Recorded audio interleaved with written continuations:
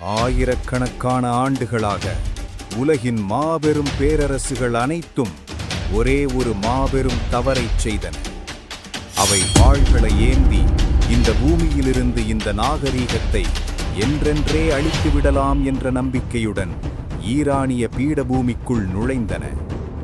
மகா அலெக்சாண்டரின் கிரேக்க படைகள், ரோமானியர்களின் வலிமை மிக்க படைகள், அரேபியர்கள் மற்றும் செங்கிஸ்கானின் கொடூரமான மங்கோலிய படைகள் என அனைத்தும் இங்கு மோதின.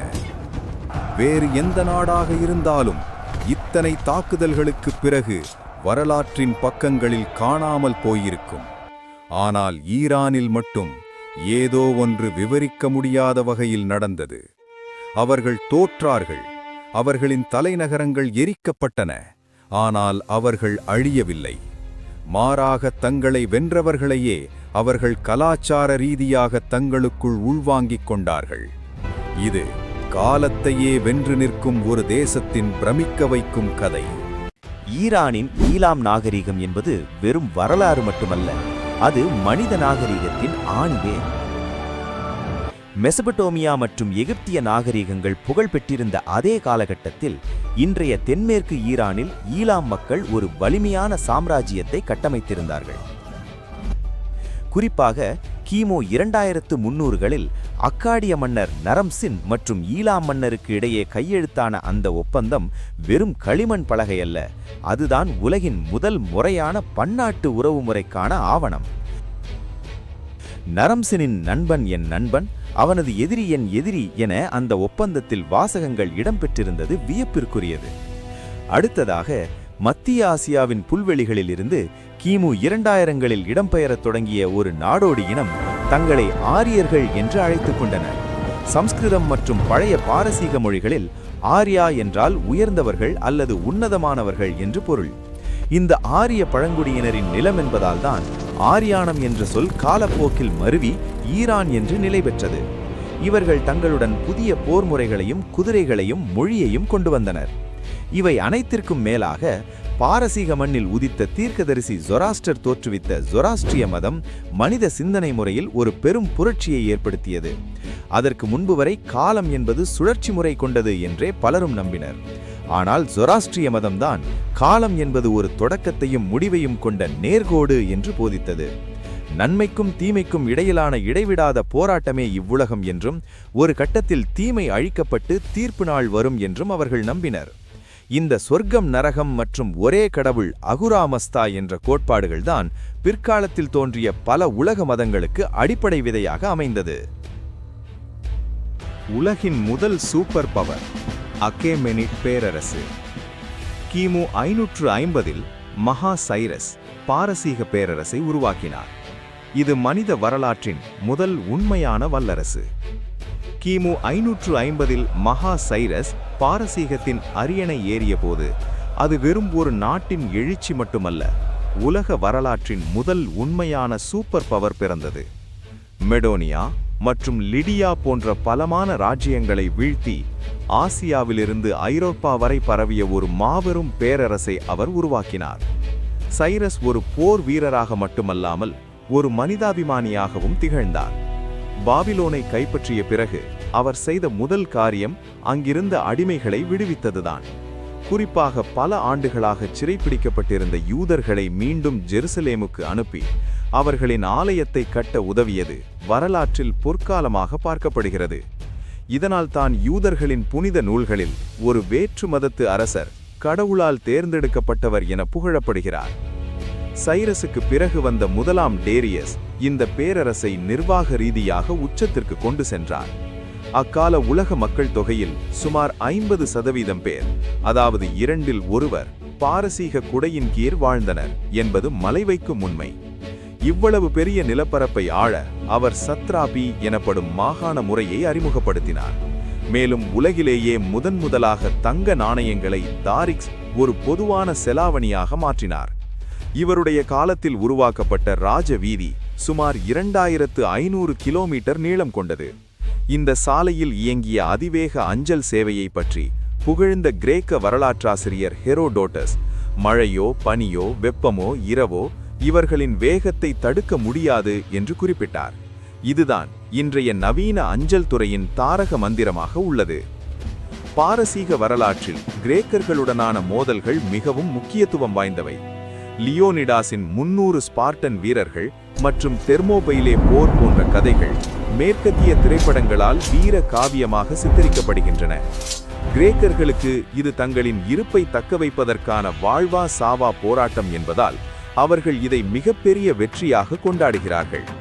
ஆனால் பாரசீக பேரரசை பொறுத்தவரை அது அவர்களின் எல்லையோரம் நடந்த ஒரு சிறிய எல்லை பிரச்சினை மட்டுமே. அந்த பின்னடைவுகள் அவர்களின் ஒட்டுமொத்த பேரரசுக்கோ அல்லது நிர்வாகத்திற்கோ பெரும் பாதிப்பை ஏற்படுத்தவில்லை என்பதே யதார்த்தம். ஈரானின் வரலாறு என்பது வெறும் போர்களால் எழுதப்பட்டதல்ல. அது ஒரு கலாச்சார பெருங்கடல். தன்னை பிடிக்க வந்தவர்களையே தனக்குள் கரைத்துக் கொண்ட விந்தை.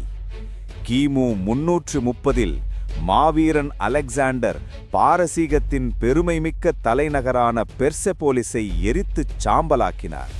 ஆனால் அந்த வெற்றியின் முடிவில் நிகழ்ந்தது ஒரு வினோதமான மாற்றம். உலகையே வெல்ல வந்த கிரேக்க வீரன் பாரசீகத்தின் நிர்வாகத் திறமையையும் கலை நயத்தையும் கண்டு வியந்து போனான். சில காலத்திலேயே அலெக்சாண்டர் பாரசீக அரச உடைகளை அணியத் தொடங்கினார். பாரசீக பெண்களை திருமணம் செய்து கொண்டார். மேலும் தனது அதிகாரிகளையும் பாரசீக முறையிலான ஆட்சியை பின்பற்ற பணித்தார். கிரேக்க பண்பாடு ஈரானை விழுங்குவதற்கு பதிலாக பாரசீக பண்பாடு கிரேக்கர்களை தழுவிக்கொண்டது. இதற்கு அடுத்தபடியாக கிபி 651இல் அரேபியர்களின் வருகை ஈரானின் வரலாற்றில் ஒரு மிகப்பெரிய திருப்புமுனையாக அமைந்தது. அரேபியர்கள் ஈரானை கைப்பற்றி இஸ்லாமிய மார்க்கத்தை பரப்பினர். வட ஆப்பிரிக்கா மற்றும் மத்திய கிழக்கின் பல நாடுகள் அரேபிய படையெடுப்பிற்கு பிறகு தங்களின் பழைய அடையாளங்களை இழந்து முற்றிலும் அரபுமயமான சூழலில் ஈரான் மட்டும் தனித்து நின்றது. அவர்கள் இஸ்லாத்தை ஏற்றுக்கொண்டார்கள், ஆனால் தங்களின் பாரசீக மொழியையும் நவ்ரூஸ் போன்ற பாரம்பரிய பண்டிகைகளையும் இலக்கிய செழுமையையும் விட்டுக் கொடுக்கவில்லை. அரபு மொழி என்பது அறிவியலின் மொழி, ஆனால் பாரசீகம் என்பது சொர்க்கத்தின் மொழி என்று சொல்லும் அளவிற்கு அவர்கள் தங்களின் கலாச்சார அடையாளத்தை பாதுகாத்தனர். ஈரானின் கலாச்சார வலிமைக்கு இறுதி சான்றாக அமைந்தது மங்கோலியர்களின் வருகை. செங்கிஸ்கான் மற்றும் அவரது பேரன் ஹுலாகு கான் தலைமையிலான மங்கோலிய படைகள் ஈரானின் நகரங்களை தரைமட்டமாக்கின, நூலகங்களை எரித்தன, லட்சக்கணக்கான மக்களை கொன்று குவித்தன. வரலாற்றில் ஈரானுக்கு நேர்ந்த மிக மோசமான பேரிடர் இதுதான். ஆனால் ஒரு சில தலைமுறைகளிலேயே அந்த முரட்டு மங்கோலியர்கள் பாரசீக கலாச்சாரத்தால் ஈர்க்கப்பட்டனர். அவர்கள் இஸ்லாத்தை தழுவியதுடன் பாரசீக கவிதை, வானியல் மற்றும் கட்டிடக்கலையின் மிகப்பெரிய புரவலர்களாக மாறினர். அழிவு சக்தியாக வந்த மங்கோலியர்கள் பாரசீகத்தின் கலை நுணுக்கங்களை இந்தியா வரை கொண்டு செல்லும் ஒரு பாலமாக மாறியது என்பதுதான் காலத்தின் விசித்திரம். 16ஆம் நூற்றாண்டில் சபாவிட் வம்சத்தின் எழுச்சி நவீன ஈரானின் ஆன்மாவையும் அரசியலையும் வடிவமைத்த மிக முக்கியமான தருணம். ஷா இஸ்மாயில் தலைமையிலான சபாவிட் மன்னர்கள் சிதறிக்கிடந்த பாரசீக நிலப்பரப்புகளை ஒன்றிணைத்தது மட்டுமல்லாமல் ஷியா இஸ்லாம் பிரிவை அரசு மதமாக அறிவித்தனர். இது ஈரானை சுற்றியிருந்த சுன்னி இஸ்லாமிய பேரரசுகளான உதுமானிய பேரரசு மற்றும் முகலாயர்களிடமிருந்து ஒரு தெளிவான கலாச்சார மற்றும் அரசியல் எல்லையை வகுத்து கொண்டது. இந்த மத அடையாளம்தான் ஈரானியர்களை மற்ற அரபு நாடுகளிடமிருந்து இன்றும் தனித்துவமாக அடையாளப்படுத்துகிறது.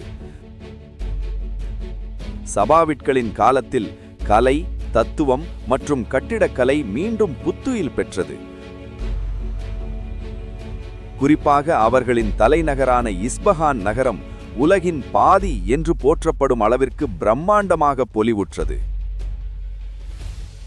20ஆம் நூற்றாண்டின் துவக்கத்தில் பெர்சியா என்ற பெயர் மேற்கத்திய நாடுகளால் ஒரு காதல் வயப்பட்ட பழமையான நிலப்பரப்பாகவே பார்க்கப்பட்டது. ஆனால் 1925இல் ஆட்சிக்கு வந்த ரேசா ஷா பஹலவி தனது நாட்டை ஒரு நவீன தற்சார்பு கொண்ட தேசமாக மாற்ற விரும்பினார். 1935ஆம் ஆண்டில் அவர் ஒரு வரலாற்று சிறப்புமிக்க கட்டளையை பிறப்பித்தார்.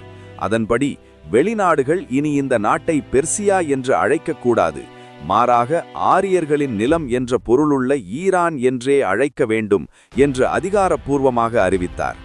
இது வெறும் பெயர் மாற்றம் மட்டுமல்ல, ஈரான் தனது பழங்கால பெருமையையும் நவீனத்தையும் ஒரே நேரத்தில் உலகிற்கு பறைசாற்றிய ஒரு அரசியல் நகர்வு. இருந்தபோதிலும் ஷா மன்னர்களின் மேற்கத்திய சார்பு போக்கும் அடக்குமுறை ஆட்சியும் மக்களிடையே அதிருப்தியை ஏற்படுத்தின. இது 1979இல் ஒரு மாபெரும் இஸ்லாமிய புரட்சிக்கு வழிவகுத்தது. அயாத்துல்லா கொமேனி தலைமையிலான இந்த புரட்சி 2500 ஆண்டுகால மன்னராட்சியை ஒரே அடியாக முடிவுக்கு கொண்டு வந்தது. மன்னர் முகமது ரேசா ஷா நாட்டை விட்டு வெளியேற ஈரான் ஒரு இஸ்லாமிய குடியரசாக மாறியது. இது உலக அரசியலில் ஒரு மிகப்பெரிய பூகம்பத்தை ஏற்படுத்தியது. ஒரு காலத்தில் அமெரிக்காவின் நெருக்கமான கூட்டாளியாக இருந்த ஈரான் புரட்சிக்கு பிறகு மேற்கத்திய நாடுகளை சவால் விடும் ஒரு பலமான சக்தியாக உருவெடுத்தது. இன்று ஈரான் என்றால் உலகிற்கு அரசியல் பதட்டமும் தடைகளும் நினைவுக்கு வருகிறது. ஆனால் பெர்சியா என்றால் கவிதை, கம்பளங்கள் மற்றும் கலை நினைவுக்கு வருகிறது. இந்த இரண்டுக்கும் இடையிலான போராட்டமே ஈரானின் 5000 ஆண்டுகால வரலாறு. ஆயிரக்கணக்கான ஆண்டுகளாக ஈரானை அழிக்க வந்தவர்கள் அனைவரும் ஈரானியர்களாகவே மாறிப்போனார்கள். வாட்களால் வெல்ல முடியாத ஒன்றை அவர்களின் கலாச்சாரம் வென்று காட்டியது. இதுதான் அழியாத ஈரானின் ரகசியம்.